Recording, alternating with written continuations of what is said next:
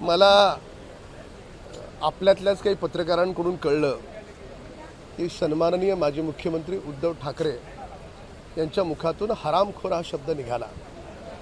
मुळामध्ये मी पूर्ण संभाषण ऐकलं नाही, त्यामुळे नेमकं ते कोणाच्या बाबतीत बोलले, त्यांना सरकारच्या बाबतीत म्हणायचं होतं किंवा कोणत्या व्यक्ती विशेषच्या बाबतीत म्हणायचं होतं यावर विशेष प्रकाश तेच टाकू शकतील।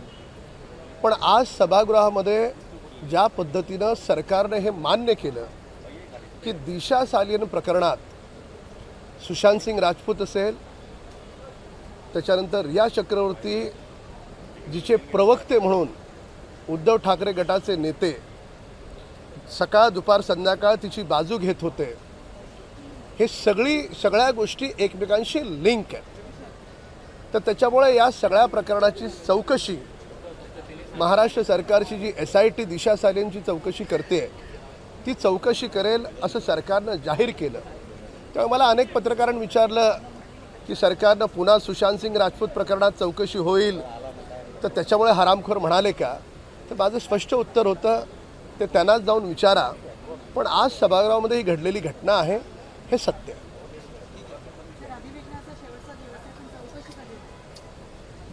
नाही, आज मी स्वतः हा विषय सभागृहात मांडला। सरकारनं उत्तर दिलं की सुशांत सिंग राजपूतला पण न्याय मिळाला पाहिजे। CBIनं क्लोजर रिपोर्ट दिला आहे। CBIला क्लोजर रिपोर्ट का द्यावा लागला? 68 दिवसात उद्धव ठाकरे सरकारनं रातोरात त्या सुशांत सिंग राजपूतच्या घरातलं फर्निचर बदललं। म्हणजे कोविडच्या काळात लोक रस्त्यावर येत नव्हती, पूर्ण घराला रंगरंगोटी केली, कडी कुलप दारं खिडक्या सगळं बदललं। बिहारचे पोलीसवाले आले, त्यांना चौकशी करू दिली नाही का? कोण होते ते? त्यांनी चौकशी केली असती तर कोण अडचणीत आलं असतं? म्हणजे एवढं सगळं होत असताना एक गोष्ट स्पष्ट होते की त्यावेळेचं उद्धव ठाकरे सरकार याची पारदर्शी चौकशी होऊ नये अशा प्रकारचा त्यांचा प्रयत्न दिसून येतो। ते घाबरत होते हेही दिसून येतं। ज्यांनी कर नाही त्याला डर कशाला? पण त्यांची ही भीती, त्या सरकारची भीती ही स्पष्ट दिसत होती आणि याच्यातून हे स्पष्ट होतं ते कोणाला तरी वाचवण्याचा प्रयत्न करत होते। तर त्याच्यामुळे सभागृहाच्या पायऱ्या चढताना त्यांनी उच्चारण केलेला शब्द हा कोणाच्या बाबतीत होता? महाराष्ट्र सरकारच्या बाबतीत होता, कुठल्या व्यक्ती विशेषच्या बाबतीत होता किंवा बाकी कोणतं संभाषण सुरू होतं त्या बाबतीत होतं ते मला माहीत नाही। पण जर त्यांचा त्रागा झाला असेल तर त्राग्याचं कारण हे मी स्पष्टपणे सांगू शकतो की महाराष्ट्र सरकार पारदर्शी चौकशी करतंय, कदाचित ते त्यांना रुचलं नसावं।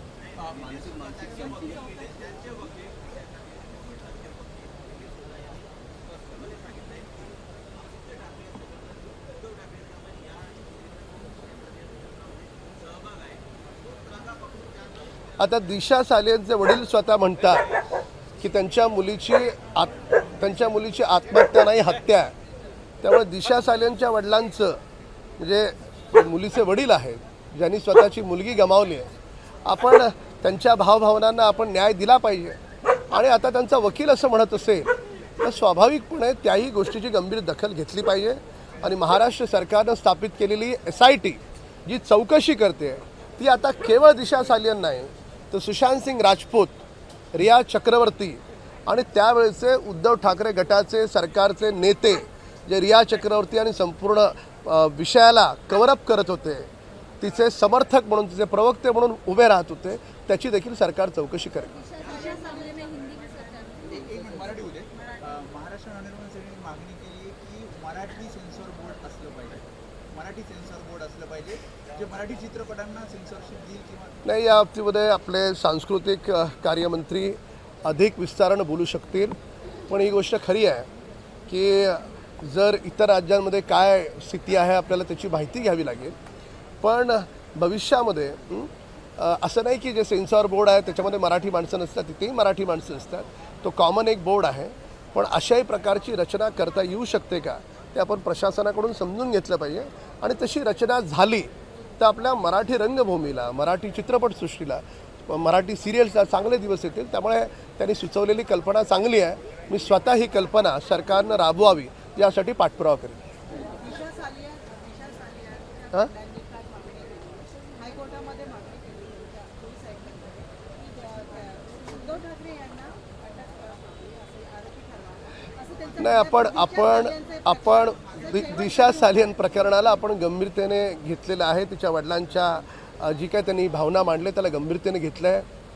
महाराष्ट्राचं सरकार कोण किती मोठा नेता आहे, कोण किती मोठा माणूस आहे पाहणार नाही. सुशांत सिंग राजपूत आणि दिशा सालियन या दोघांच्याही परिवाराला न्याय मिळाला पाहिजे. महाराष्ट्र सरकारची भूमिका आहे. जे उद्धव ठाकरे सरकारनं त्या परिवाराला न्याय मिळू दिला नाही, त्यांच्यावर अन्याय केला, ती अन्यायाची भूमिका आमची राहणार नाही. आम्ही न्याय देऊ आणि ज्या कुठल्या बड्या नेत्याला वाचवण्याचा प्रयत्न केला त्या नेत्याला गजाच्या आत टाकू.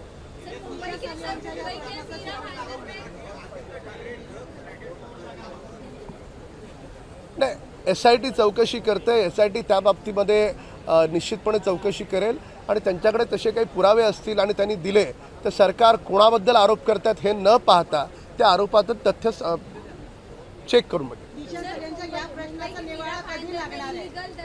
दिशा सालेंच्या या प्रश्नाचा शेवट कधी होणार आहे, कधी निवाडा लागणार?